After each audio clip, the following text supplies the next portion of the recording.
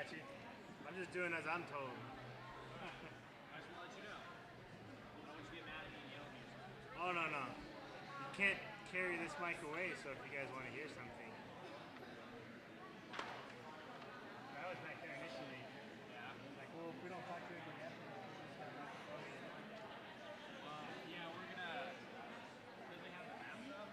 Yeah, it's kind of ridiculous. Well, at least they have options for you.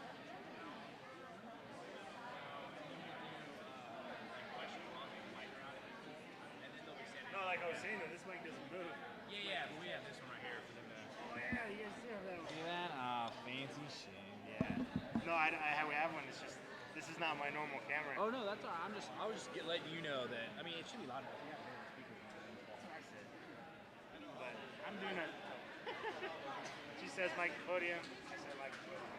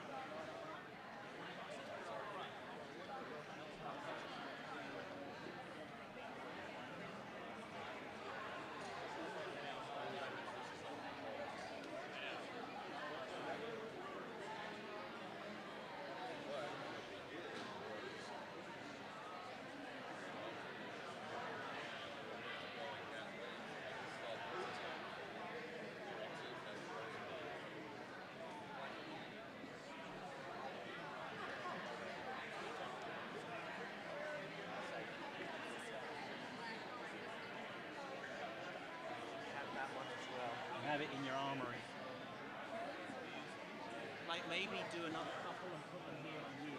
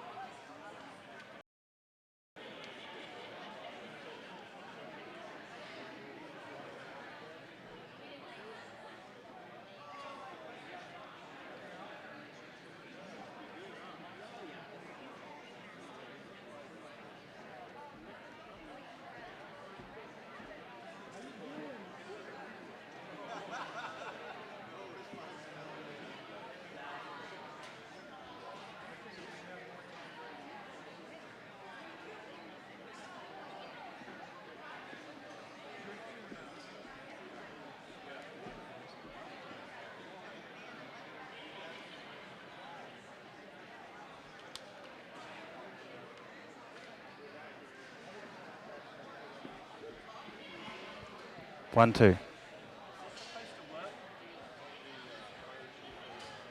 1, 2. 1, 2. 1, 2. Hey, can everybody hear me? You sure? All right, good. So I like the roving mic because I like to walk around a lot. How's everybody doing tonight? Just nods your head. You make the place look untidy. Very shortly, I'm going to introduce our speakers for this evening and our representatives. Before we do any of that, obviously I'd like to welcome everybody here. Thank you very much for coming. We are obviously going to hear from some people this evening, and we have an opportunity to do some questions and answers a bit later, right at the end. So save any of your questions to the end. And the way that we're going to do this, I'm going to split you up into 4 sections. So we've got 1, 2, 3, and 4 sections, okay? Because we're limited on time and everybody has a question and there's about, I don't know, maybe 100 people here, 5 minutes a question, we'll be here all night, right? So the way I'm going to do this, I'm going to come to this section first and ask for the first 3 hands to show up. If you have a question, we'll have somebody come over to you, offer you the mic, you ask your question, and then somebody from our panel here will be able to answer that for you. Once those 3 people have done, we'll come down to this section, and finally to the bleachers at the end there. Once we've done that, if we've still got time and there are more questions, we can come back to the beginning and start again. So they're the kind of rules that I like to put into place, mainly to keep time constraints. Is that fair? Is that okay? Awesome. Now, are there any rules that you would like me to administer on your behalf? Yeah, we can definitely give information. Cell phones? Take pictures? Turn them on silent. I like that one. Yeah, so put your cell phones on silent. If you need to take a call, please step outside. Anything else? So everybody's happy with the way that we're going to do this, and we keep cell phones on silent. How about not asking the same question twice? Yeah, does that make sense? All right, so let's try and add that to it. Keep it to 1 question. If your question's already been asked and you don't think you've got enough information, wait till right at the end and maybe come up and speak to one of us, and we'll see if we can take care of that for you, okay? Anything else? No? How about no silly questions? Yeah? That makes sense. Let's keep it on track of where we are. We're about the fire. and about what's happening with the fire and about the evacuation status and what's going to be happening after that. Is that good? That's another good rule? All right, awesome. So what I'd like to do now, if I can find my piece of paper, I'd just like to recognize some people here that are with us tonight, not necessarily as speakers, but they're here in the audience and we can chat and talk with them after. We do have representatives from Public Health, California Governor's Office of Emergency Services. From the Bureau of Land Management, we do actually have Gabe Garcia. And from Kern County Sheriff's Department, there's a bunch of them over there, but they're headed up by Kevin Zimmerman. First, I'm going to have a little order, and each speaker will pass the mic. They'll be at the podium here, and we'll bring the next speaker up. So we will be hearing from Kern County Fire Chief Brian Marshall, the Kern River Ranger District Supervisor Al Watson, the California Interagency Incident Management Team 3 Incident Commander of the Shirley Fire would be Jeanne Pincha-Tulley. Yes, a mouthful, right? Did it work? Did it sound good? Huh? All right. And at the end of all of that, we'll have, Local Board Supervisor Mick Gleason. So without further ado, I'd like to introduce Kern County Fire Chief Brian Marshall.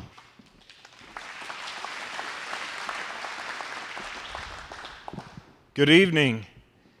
As I look up on the basketball hoop, it says the Rough House. It's been a couple rough days up here in the Kern River Valley, correct? But if you notice this evening, not a lot of smoke. Things are going better. We're lifting the evacuation orders. Exactly what we wanted. Fire goes away.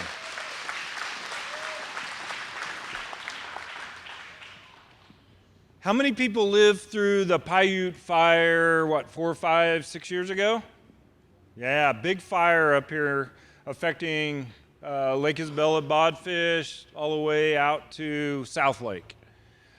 I was the Kern County Fire Department's agency administrator, and we did several town hall meetings in cooperation with all of the agencies that were here protecting our communities and trying to put the fire out. It's a very effective way to get one-on-one with everybody and explain what's going on. Because this is a disaster that's occurring in your community, and you're being impacted tremendously. And we're here trying to help you out. So this type of format, I think, is excellent in a way that we can come bring you the information and give it to you personally, what's going on in your community, how we're responding to it, what's going to happen. So yesterday morning, I was sitting here about 10 o'clock with Supervisor Gleason, and we were talking about what was going on, and it wasn't looking very promising. We were really setting up for a bad day. There were more and more resources being ordered. And if you look around at the different agencies that are in your community, you will see Forest Service, local government fire departments, CAL FIRE, and if you look at their logos, they're from all over the state of California. That's important. So as I was talking to Supervisor Gleason, it was, we need to get the message out. This is going to be a long week. Who knows what Ready Kern is? Yeah, if you don't know what it is, you need to find out. Because that's the way the incident command staff is going to be able to give you information on when to evacuate, where to evacuate, and how much time you have. Because there's not enough firefighters. They're going to be engaged in fighting the fire. There's not enough sheriff's deputies up here to go knock on your door and tell you to leave. As you know, this fire took off, and it was get out now. So as we use Ready Kern, people were sitting actually all over Kern County signing up because they know it was a very effective tool. So that's a success that we have. That's important. Another success we had is it's the first time that we've used Kern County Fire Department helicopters to drop water on a wildland fire at night. Yeah. I don't know how many of you follow the news, but a couple weeks ago, we had the Southern California night vision goggle training in the Tehachapi Mountains where there were firefighting agencies from all over Southern California, including the U.S. Forest Service, that were in Kern County using this technique so we could use it. Yeah, that's huge. Now, hopefully I never have to use it again this summer, but we used it here. It was successful. It protected our firefighters. It protected our citizens. It saved homes. It allowed the firefighters to get into the areas where the fires were burning hot and actually make an impact at night. Because we have our most success during our nighttime firefighting. We're rewriting the way we do firefighting. And it all started right here. So that's another success we had. That's huge. And those pilots that were out there, the air attack that was running the nighttime operations, man, that's, yeah, huge. How about another success? The Kern County Fire Department, U.S. Forest Service, CAL FIRE participate in hazard reduction programs. We put in fuel breaks, we brush the roads. It gives the opportunities for the firefighters to make an impact when the fire's burning through. In fact, last night they set backfires along the Palo Ranch's fuel break. It worked. The hazard reduction, the fuel projects, the grant-funded fuel projects worked. That's a success. Huge. And I would like to, and I see Judy Hyatt in here, the Fire Safe Council. That's the group that helps coordinate these grants, that provides the funding. If you're not a member of it, if you're not involved in it, I urge you to get involved. Let's thank the Kern River Fire Safe Council.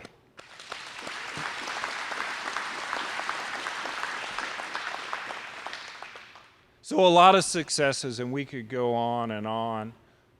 Number one success, nobody hurt, nobody killed. Yeah.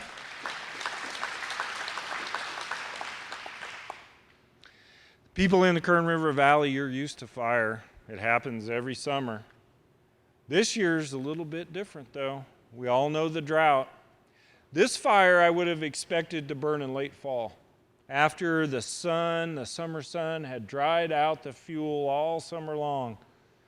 Last time I checked, it's the middle of June.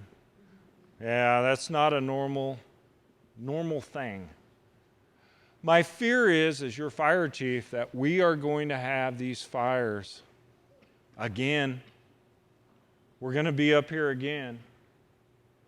But the partnership that we have with our communities and the partnership we have with the various firefighting agencies, the law enforcement agencies, we're going to be ready, but we need your help. Hazard reduction, defensible space, moving that firewood pile away from your house, taking the weed whacker and getting rid of the brush. There's not enough firefighters in California to be at everybody's house. We were fortunate. There's not a lot of fires going on in the United States right now. The incident commanders were able to pick up the phone and order resources and get them here. That's important. That's another one of the successes. When the entire western United States are burning, you can pick up the phone, but those resources are going to be coming from far away. That means the fires are going to get bigger. So we were fortunate. That was a success. But we want to partner with you. We want you to help us by getting out there, doing that hazard reduction, doing that defensible space, getting your house ready so when the smoke's in the air, the firefighters can pull up and they can save your house. These fires are going to come. We can't prevent them all. Some of them are human caused. That's one of the things that we're trying to prevent. Mother Nature, Paiute fire, lightning, we know we cannot control Mother Nature. So we have to be ready. This fire is going away. Good thing. Firefighters are going to be working out there tonight, be working out there probably over the next several weeks, putting the last sparks out, putting the last embers out, doing rehab. And then they'll go to the next fire. One thing I want to caution you in is just because this fire is out, even if we don't get another fire up here this summer, when the winter rains do come, mud and debris flow. Yeah, that's just as dangerous as the wildland fire burning through. This country, because of the drought, the fuel conditions, moonscape. There's not going to be grass on the hillside when the rains and the snow comes. So we've got to be prepared for that too. But I know the Kern River Valley. I've been up here before. This isn't our first rodeo. And I know you can help us out. And I know you can be ready. And I thank you as the Kern County Fire Chief for doing that. Yeah, this was a success. Probably the tune-up for a very long summer. But again, I think we ought to give everybody in the room a big hand because we all work together.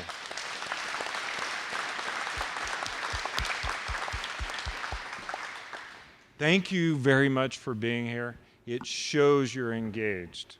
Thank you.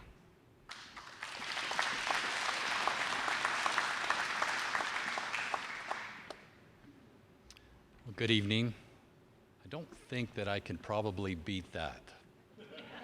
So, thank you very much for all that. But my name is Al Watson. I'm the district ranger here for the Kern River Ranger District. And at this point, I'm just here to introduce myself, to give a face to the name, and also to thank you all for being here. As Chief Marshall just said, that it's very encouraging when people are here. And I have to believe that the anxiety level today is a lot less than it was yesterday.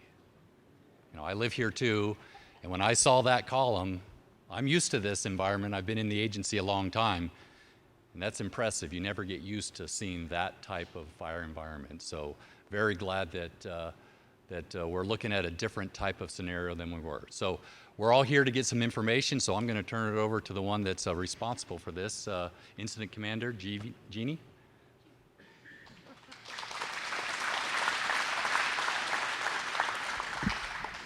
They're a whole lot taller than I am.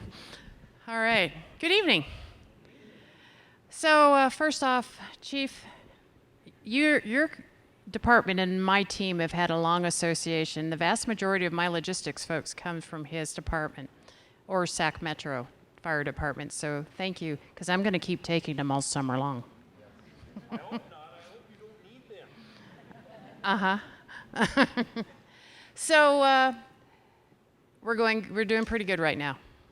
And actually, I'm really glad that the winds are at the strongest peak today, because what we have put in place now is fairly well wind tested. We still got we've got a line around it tonight, but we're not calling it contained yet because we still need to do some mop-up to reinforce that line so that it doesn't come out on us. But that's quite a change from yesterday. So part of the reason for that is we did some unusual things here that we don't normally do. Of course, we did the night flying helicopter stuff. The air attack that we use comes off the Angeles National Forest, and they have a night flying crew. We used Kern County stuff, and by God, it gave us a toehold that we don't normally get. When it was first coming down the old state road, and I was still trying to figure out what to call the road, you know, having that helicopter in there let our hotshot crews and CAL FIRE's crews come in and get a toehold that normally we wouldn't get.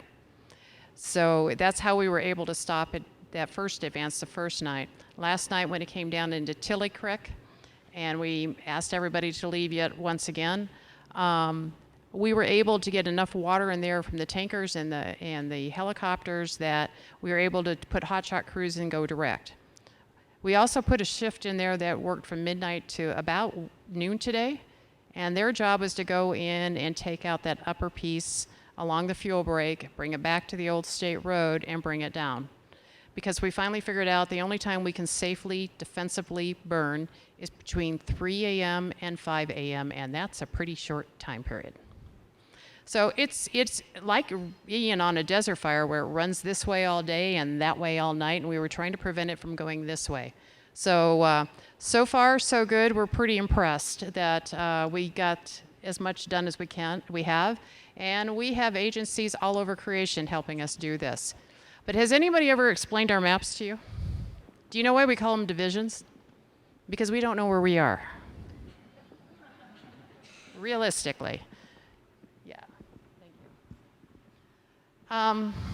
When we come into an area, I got to tell you, I'm the fire chief on the Tahoe National Forest, and I can honestly tell you what we call the road and what it says and how it's marked in reality usually do not match up. Okay?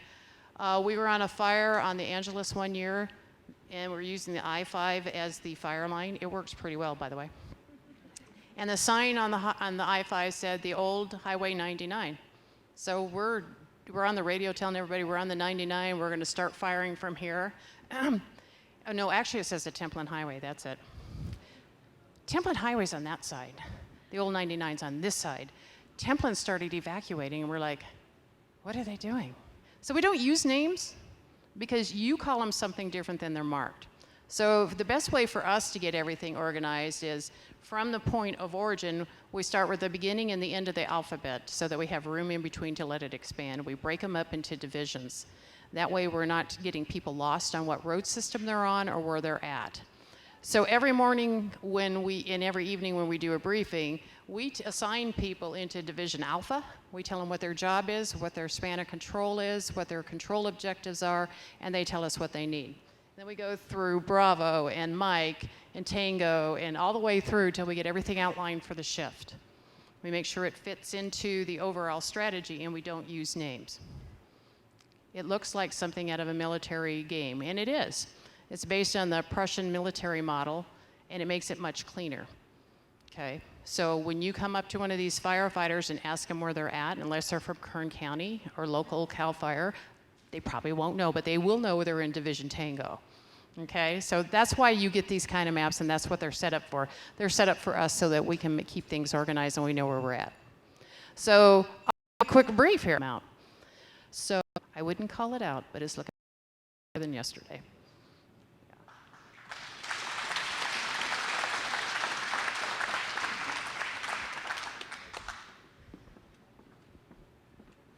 Thank you, Jeanne. Thank you all. I was really glad to hear that Sean Collins, when he was talking about phones and turning them all off and getting everybody with your questions, because for the first time in about 10 years, I don't have the strongest accent in the room. Thank you, Sean. You're welcome here anytime. Okay, a lot of stuff going on, and you could go down. He said, no, don't worry about it. We got a full kitchen. We got all this stuff. Just come on up. So it was my first fire. I had no idea. I drive into Camp 9, and there's a city. And there I am with my two little McBurritos, thinking I was going to help feed the firefighters. The science, the management, the operations reminded me a lot of a flight deck. That's just the way things were going. Everybody was wearing different colored jerseys. Everybody was doing different things. Everybody was going a mile a minute and all in different directions. But Jeanne had her hand on the pulse of that entire organization, that entire city, and that entire fire. So Jeanne, again, thank you very much. Brian, your team, thanks. Al, great job. And anybody who volunteered, I can't mention all of you, but thank you very much for all you did. Judy, thank you very much for what you do, preparing us for this. Thank you all.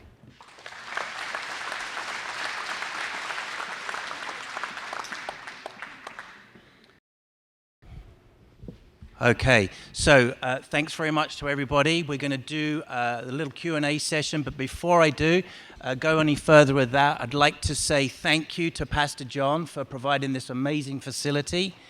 So give him a nice round of applause.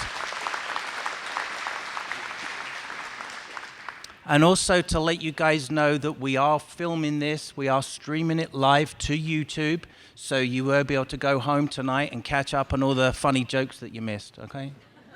No. So without further ado, again, I'm going to walk around a little bit. So I'm going to start. Remember our rules: 1, 2, 3, 4. 3 questions from each section. No cell phones, no silly questions, no repeating the questions. Your rules, not mine. Okay? Awesome. Right. So this way.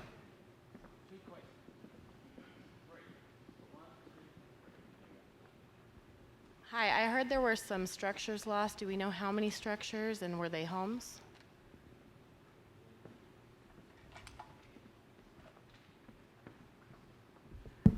There is a total of 4 that we know are, and we think 3 are residents. 1 might actually be a garage, but it's hard to tell right now because it's pretty warm in there.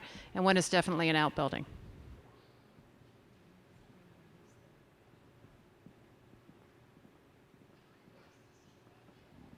really don't have a question. I just have a statement. I've been here pushing 50 years, and I'm amazed at what these guys do. I've seen fire after fire, and we sat there on my road watching the helicopters that night blast at Saturday night. And, you know, God bless you guys for what you do. We're praying for you.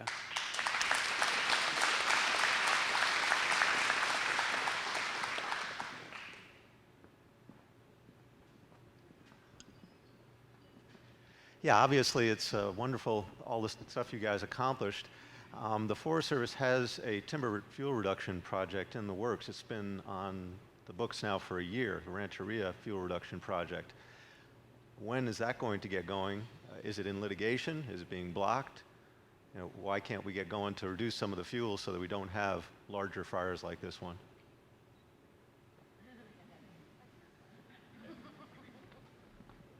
And I will keep it brief because that could expand into a number of things. But yes, our mission as part of the agency is to manage our forests. And when it comes to timber sales like Rancheria, they have to go through a process that has public input. And sometimes part of that process is litigation. We will continue to manage the forest as we're paid to do, as you expect us to do.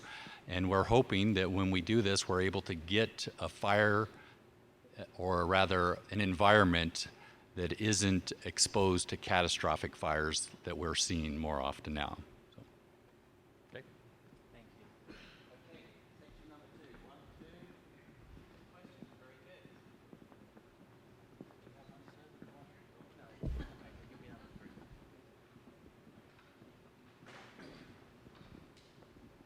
3. My question is, does anyone know the actual cause of the fire?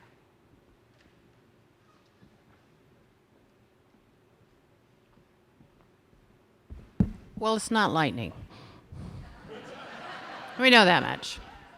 It's actually under investigation, so there isn't a definitive cause yet. So that'll take a while. Investigations usually do. So that's all I can give you right now.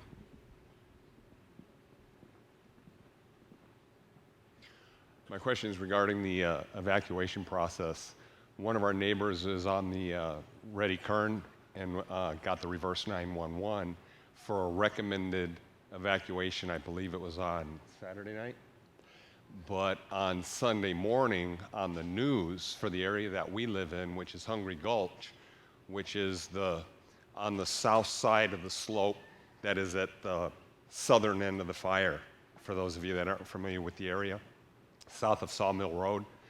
And on the news for Hungry Gulch, they were saying it was a mandatory evacuation, yet there was no sheriffs or presence or anything like that. So we were a little bit confused as to the process of the evacuation and how you guys determine what's recommended, mandatory, etc. Great question. A couple of things with evacuations. We don't have mandatory evacuations where you have to leave. We give precautionary evacuations that, hey, we have a fire in the area. You need to start thinking about evacuations. You need to start packing up, having a plan with what you're going to do with your animals, and be ready to go. And then we pull the trigger when we know we need to get you out of there. And again, there's not enough sheriff's deputies to go to everybody's house, knock on the door. So we give the evacuation orders, and that's your opportunity to get out and be safe. And then we're going to be in there fighting the fire. The sheriff's department's going to be in there too. They're going to try to go door to door and make sure you're out. The evacuation perimeters, we're operating on the fly. We have a fire that's very dynamic. It's moving, it's spotting, and we made the best decision on the areas that we were going to evacuate. We draw a box, and our box was a little bit bigger than it needed to be, and our box changed as the fire changed. So hopefully that answers your question. Again, sign up for Ready Kern. When we give the order to go, go.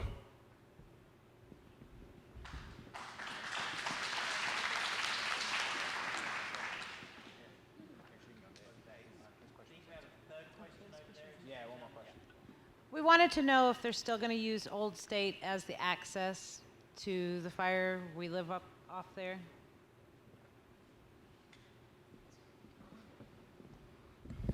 Since it's the perimeter of our fire, oh yeah.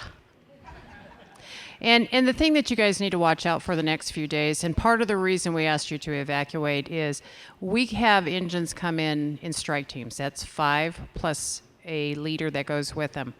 They are 28,000, 30,000 GVW vehicles.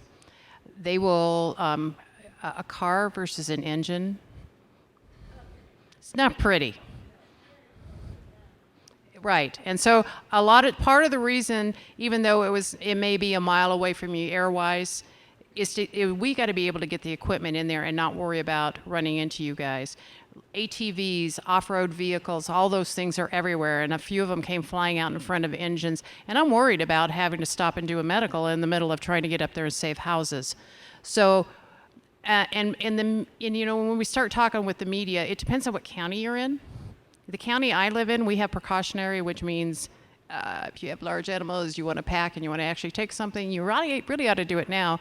And we do have mandatory. Okay, so the media is latched on to these terms, but it doesn't mean the same thing from county to county.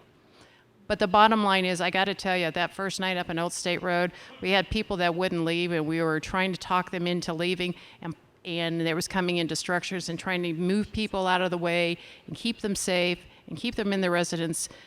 We lose structures in the process.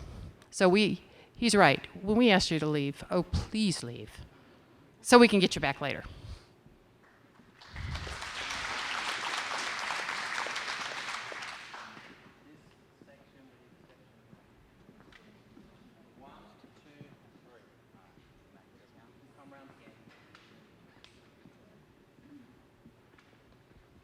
Just curious what the current containment and acreage is, because you haven't mentioned it.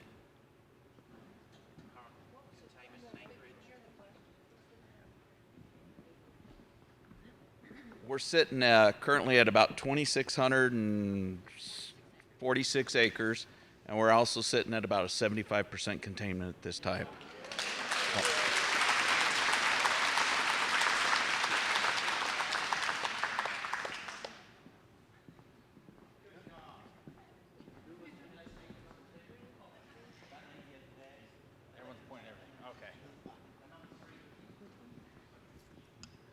I just wanted to ask, do you know, or could you tell us the locations of the structures that were lost?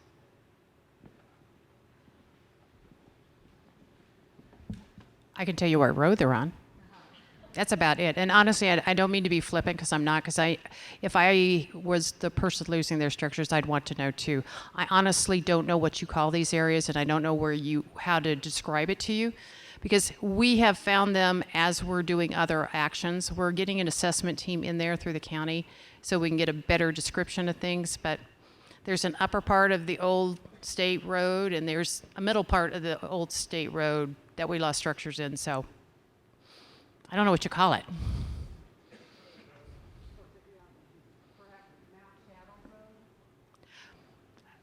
There's no, from what I can tell, there's no side roads off them, so it's just along the road there, sorry. Yeah.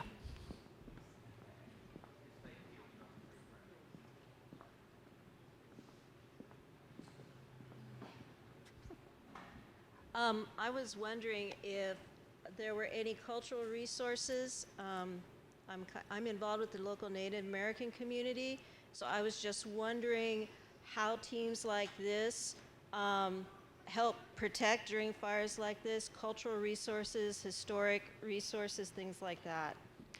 We have a resource advisor that is assigned to the team that comes from, in this case, the Forest Service. We got some from the BLM. As long as we're dealing with imminent threat, like when we're trying to keep things out of the structures, we're going to do what we need to do. But as we're putting in contingency lines, as we're doing placement of other lines, we'll get those resource advisors out there with us, and we try to avoid. Don't always succeed, but we do try.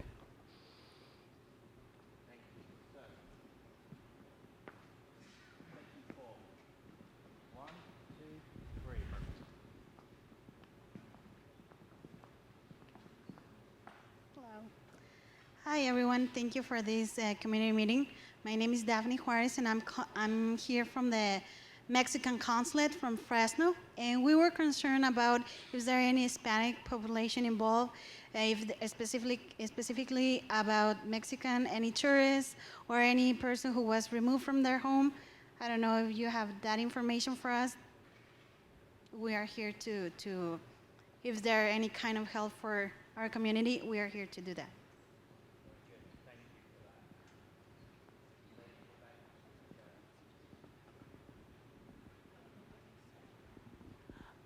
They were closing Evans Highway.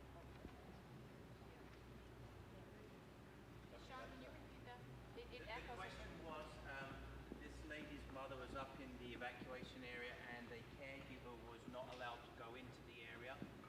Are there going to be any help in the future if that was to happen again?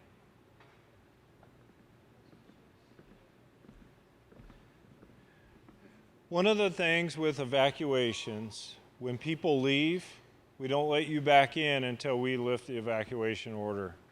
Because we're out there, we're trying to track people that have left. The Sheriff's Department has tags that they put on doors, and they keep a receipt so they know when people leave, and they know if people stay. And one of the issues that could come up is caregivers not being able to get in. And if that happens, you need to get with the incident or the Sheriff's Department, because there are situations where we can help you out. We can escort a caregiver in to help out, because we don't want somebody that did not evacuate to not get the help that they need. Maybe they need help with meals or something like that. We're not going to leave you hanging, but we have to know about it, because remember, it's organized chaos when the fire's burning through. So make your needs known, and we will help out. My name is Janice, and I am a resident of Wofford Heights. And did he say 75% containment right now? Oh, 50. Okay, so does that mean that we have a pretty good chance of not getting the fire into Wofford Heights? What it means is 75% of the line that we've put in has got enough mop up and it's well constructed, and we think it's reinforced enough that it's not going to come out on us. Okay? We've connected the lines tonight, but we haven't done the mop up on 25% of it. So as we do it, I know, like, if you look on InstaWeb and you see the percent containment going up, you're going to see.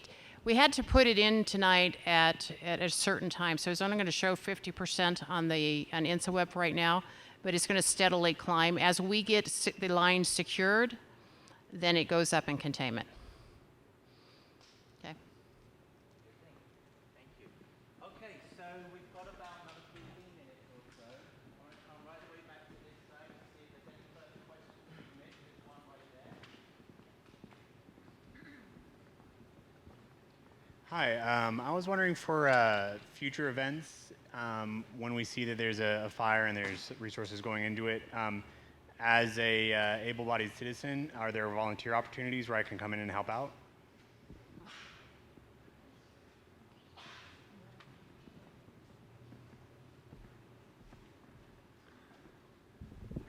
There's lots of opportunities for you to help in your community. When we open the shelters, we use Red Cross. We have CERT teams. You can get involved right now. We don't need smoke in the air. So we will put information up on the Kern County Fire Department's website that you can access. Like I said, CERT teams, that's where members of the community are helping us out. Red Cross, those type of organizations. Get engaged in your community, because you will be helping the firefighters who are fighting the fires. Trust me.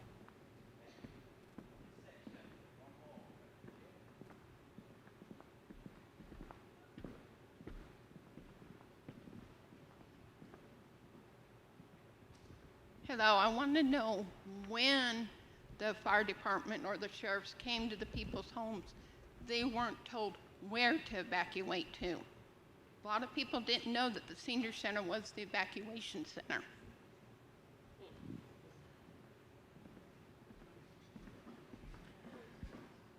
So let me understand your question. When the Ready Kern or when the Sheriff's Department came to your door, you did not know where to go.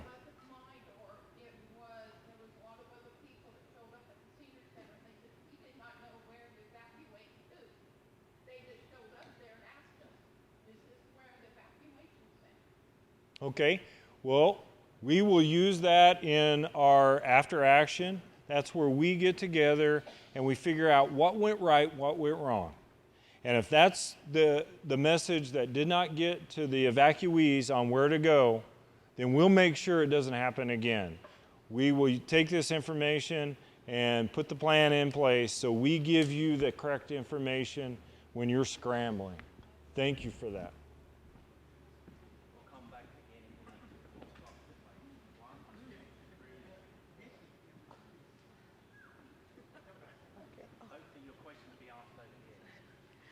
I'm wondering if we could get some form of central communication so that the Kern River Valley knows what's going on, as opposed to going on Facebook and emails and things like that. Could we maybe get an update on our local radio station that everybody would have a chance to listen to?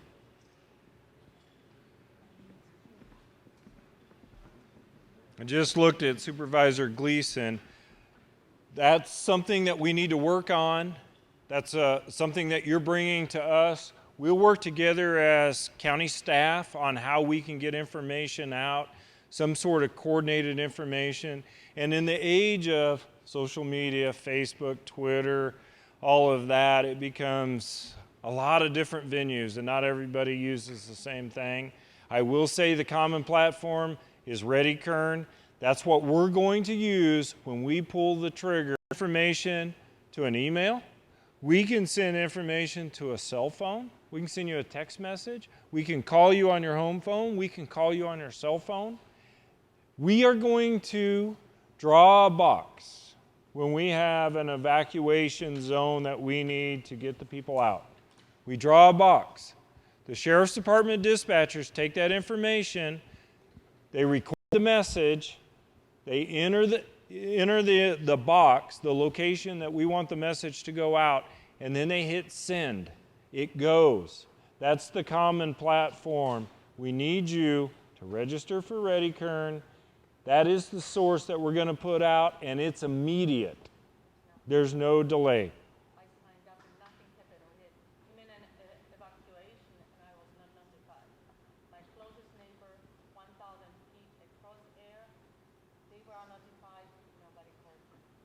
One of the things with Ready Kern, let me explain. When we purchased the system and implemented it, we took the information that existed in the phone book. That was your name, that was your address, that was your phone number. You can manage your own Ready Kern site. How many people have moved in the last year? Okay, if your information was in there a year ago, guess what? It's out of date. How many people change their cell phone numbers? A lot of people do it, especially kids. They change their cell phone numbers. So their information instantly becomes outdated. So it's important for you to manage your account. You need to get familiar with Ready Kern. Go in there, set it up how you want to be notified. If you carry your cell phone and you don't even have a home landline, you need to make sure that that cell phone is your number one contact. It's up to you to manage. We'll give you the information. You manage your account.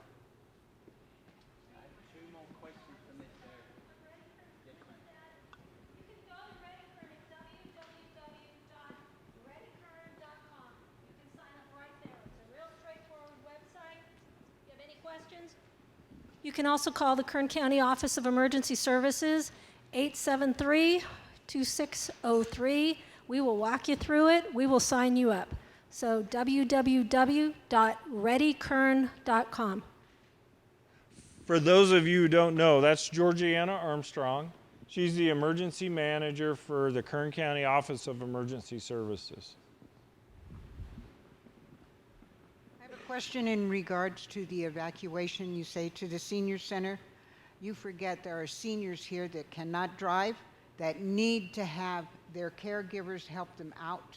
If they're not able to get in to see them, I think there should be a local area here where they can be brought to, like this church or the church across the street, where the seniors and the people that need help to be evacuated need to be coming to, instead of to the senior center. It's too far. There are people that take bicycles. They can't drive all the way to there. They need some assistance to get there. One of the things, you bring up a very good point. Not everybody is an able-bodied citizen. Not everybody has a car. And we want to help you with that. We believe very strongly that people that have some special needs, we need to take care of. And that's an important thing, that we need to get some outreach into the community, work with some organizations so we know who needs special help. Because we don't know that, but we need to know it up front, because when the smoke's in the air, it's too late.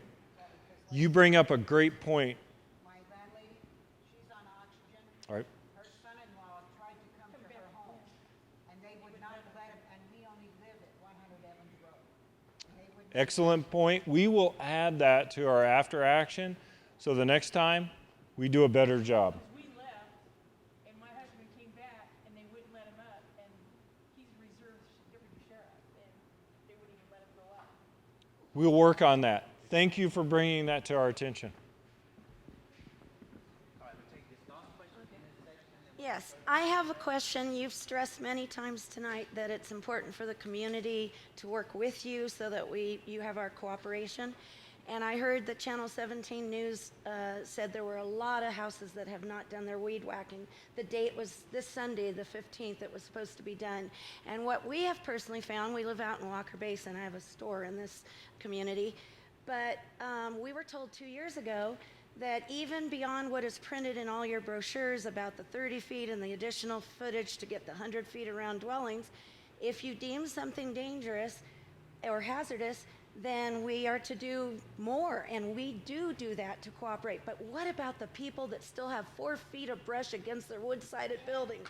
And what I'd like to know is, since your resources are stretched, would you like the cooperation of us as community people? Because nothing is more annoying than to have a neighbor that is only a weekender there, that doesn't do their job, and we could report their addresses so you don't have to go looking for them, and maybe you could then go and try to get something done. Excellent point. We've changed the way we do our hazard reduction throughout the county of Kern. We want more involvement. In fact, the Kern County Fire Department was up here a couple months ago down at Lake Isabella Park on a Saturday, serving free food, sponsoring a wildland fire expo, so we could get that information out. We believe if you provide free food, people will come, so we can get that information out. We want the cooperation. We want to work together with everybody in our communities. We don't want to write tickets. It's not about the money. Because I guarantee you the ticket for non-compliance does not compare to what the price tag of this fire was. And it doesn't compare when somebody loses their home, somebody loses their life. So, if you have concerns, if you have questions, call the local fire station. They will go out and take a look. They will help you. We are here to help our communities, because if we partner together, we will be successful. Call the local fire station. There's 3 fire stations up here, one in Walker Basin. We have our summer seasonal station in Alta Sierra.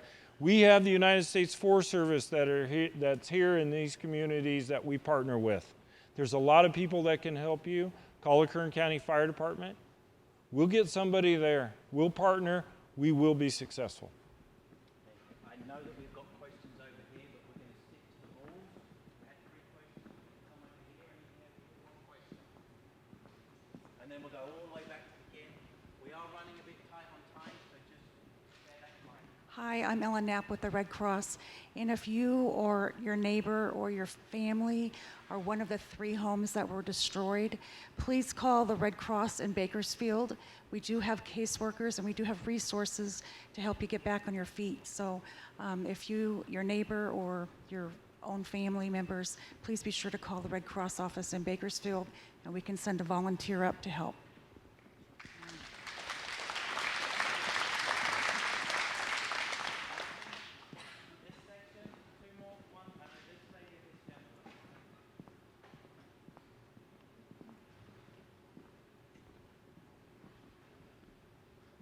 Well, I volunteer with Red Cross also, and 2 needs that we've seen every time we open up a shelter up here is, number 1, and partially this is for Mr. Gleason too. Every other senior center I ever see pictures of, other than Kern Valley, has TVs, they've got radios, they've got stuff for the people to do. Our senior center has none of that. So when we have evacuees come in, they're worried about their homes. There's nothing for them to do but sit and worry. Plus, we have a major need to keep these people updated. You know, that's one thing that kind of falls by the wayside is the public information for our evacuees.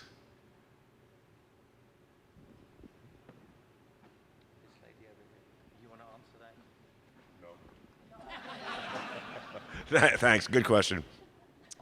I'll take that for action, and I'll look at that. I'll give you the best answer I can. If I can get your name, I'll come back to you and let you know what we can do to build a more, make some more investments if possible in that senior service center, so we can accommodate more people, more circumstances. Thanks for the comment.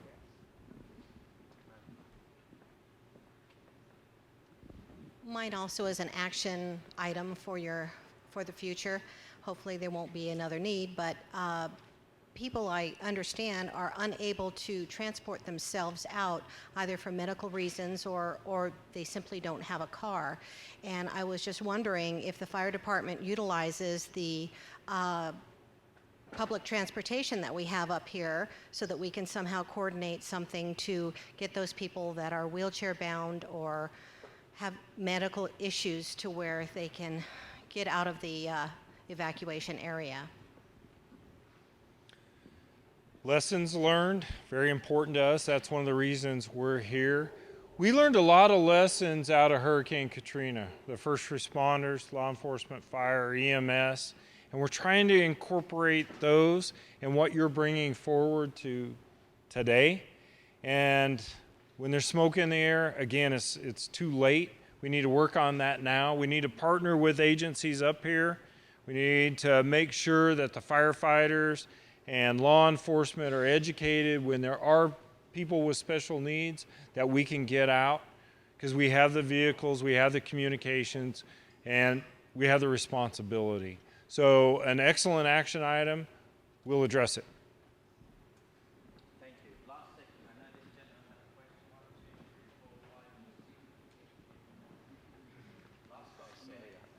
Yeah, hi. First of all, I want to say that our tax dollars are well spent with our guys and gals that fight our fires up here.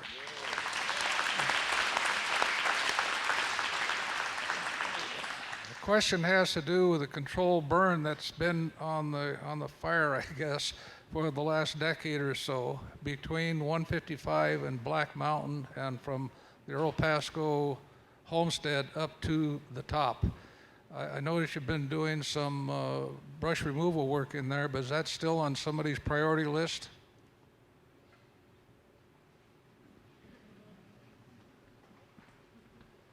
So yes, it's on my priority list. So you can talk to me. Yes, oftentimes when we do our hazard reduction type of projects, we remove some timber and we take care of some of those, what we all these fuels that we're not able to take care of these fires as rapidly as we'd want to. So part of that was what we called the ice timber sale. And last year we had a number of units that we did some burning through that area. After we went through, we took some of the trees out and then we came back through and we did an underburn.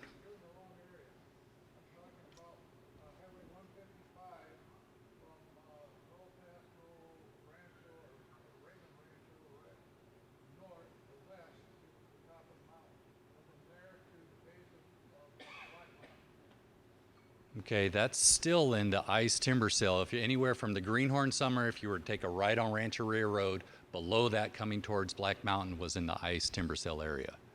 Is that?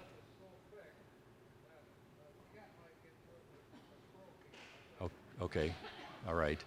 So how about if we do this? You and I, after this meeting's over, and then we can talk about that. So because I'm not exactly sure what area you're referring to, but at any time, my office is available right here in Kernville, and I'm more than happy to talk about what we've got going on forest lands. Does that work for you? Okay. I'll take another 2 questions. I know that lady wanted her hand up there. And once we finish, we are just about our hour, like we agreed. So once we finish, you can maybe approach anybody individually and see if they can help you with your questions. So, ma'am. Yes, I belong to the Elks Lodge 2358 right across the street, and we have the abilities to make sack lunches, meals. We would just like to know if we could get a phone number or something and who we can contact to do that for these situations. Well, the IC just left, but we can certainly package you afterwards and then contact up there to be able to do that for our food duty. Yes. When did you get the notice of the fire, and how did you get it? When did you get notice of the fire, and how did you get it?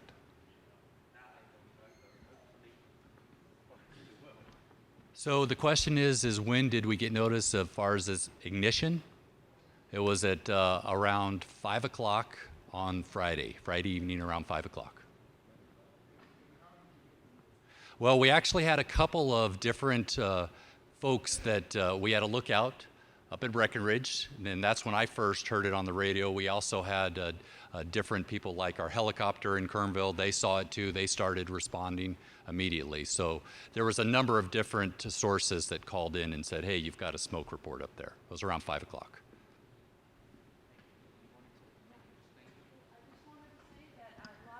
A lot of you have said that you want to volunteer, and that's wonderful.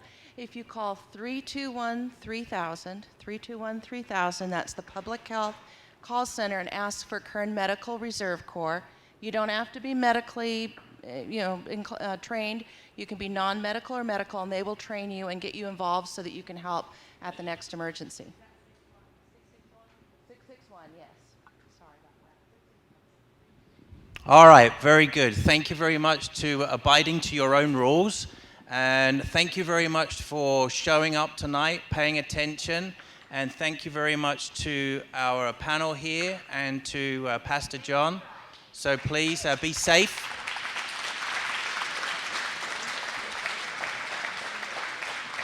And we will be hanging out for a little bit longer if you want to touch base with anybody. And have a good evening. Thank you.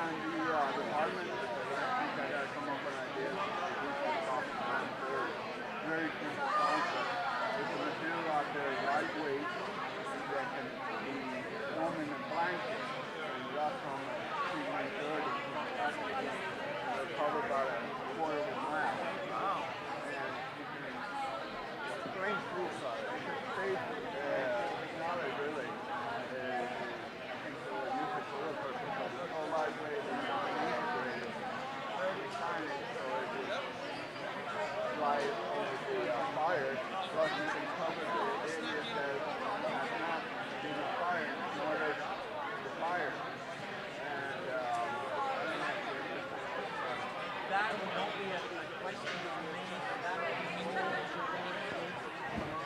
there, and they may point you in the right direction. Yeah. The other thing is, we back on your